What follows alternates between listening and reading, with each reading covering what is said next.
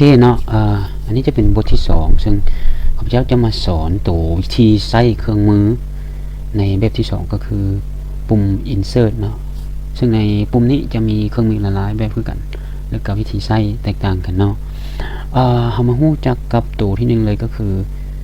ปุ่มตัวนี้เนาะ new slide เนาะ new slide ก็คือเวลาเราคลิกเข้าไปแล้วมันจะมีรูปร่างหน้าตาคือตัว layout หรือว่าเทมเพลตของเราตัวที่บทที่1นั่นที่อยู่กับเจ้าสอนไปเวลาเราเปลี่ยนเทมเพลตนะแล้วก็หรือว่าเปลี่ยนรูปร่างหน้าตานะอยู่ในนี้ก็จะมีกันแต่ยังว่าข้าพเจ้า insert เติมก็คือสมมุติว่าเป็น blank เนาะก็จะมีอีกสไลด์ของตัวที่2เนาะinsert อีกตัวอย่างว่าเป็นแบบนี้เนาะ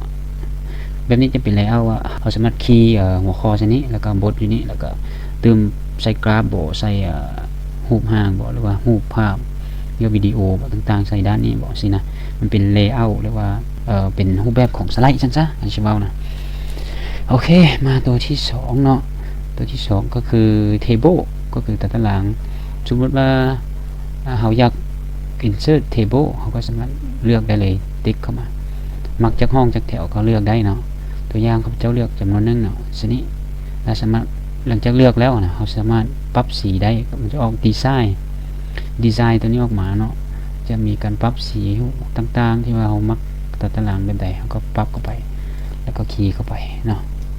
อันนี้จะเป็นการ insert ตัดตารางหรือถ้าเราอยากลบตัดตารางนี้ออกนะเราสามารถเฮ็ดจังซี่สมมุติว่าครับเจ้าอยากลบตัวทางหลังนี้แล้วก็ติ๊กใส่นี้เนาะ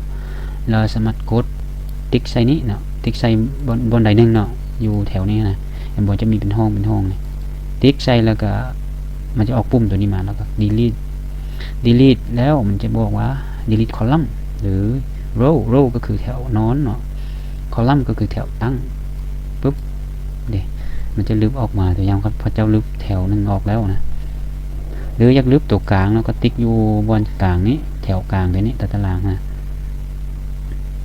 แล้วก็คลิกขวาแล้วก็ไป delete column ปุ๊บตัวนี้จะถูกลบเนาะ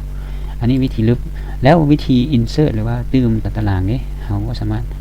คลิกขวาได้กันแล้วก็ insert ไปตัวห้อง insert นี่ห้องนี้มัน delete ห้องนี้เป็น insert คลิกเข้าไปแล้วก็ insert column to left ก็คือเรา insert ใส่ด้านซ้ายบ่หรือ insert ใส่ด้านขวาสินะหรือ insert row ใส่เทิงบ่แถวนอนอยู่เทิงบ่แถวนอนอยู่ลุ่มบ่สินะตัวอย่างเขาจะใส่ insert column to left ตึ๊บไม่เห็นว่ามันจะตึมมาอีกห้องนึงอยู่นี่เนาะห้องตัวนี้เราก็สามารถดึงได้เนาะยกตัวอย่างว่าอยากดึงห้องนี้ให้ยาวก็ดึงได้เนาะติ๊กเอาลูกศรไปจ้ำใส่เส้นตัวนี้นะโอเคบ่เห็นเส้นคับอันไหนสิเฮ็ดเอาเส้นตัวครับ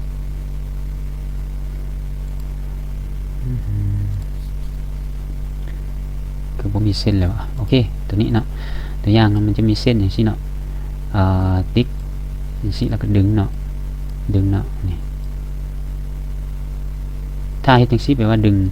แต่ตารางซื่อๆเนาะถ้าปุ่มมันเป็นสิแต่ถ้าอยากดึงห้องแต่ตารางต้องกดให้มันเป็นอันนั้นก่อน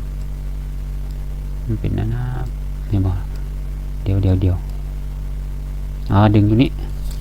เนาะเขาจะดึงทางข้างนี่เพื่อมันยาวเนาะเขาก็สามารถปรับตารางนี้ตามใจมากได้เนาะห้องนี้นะโอเค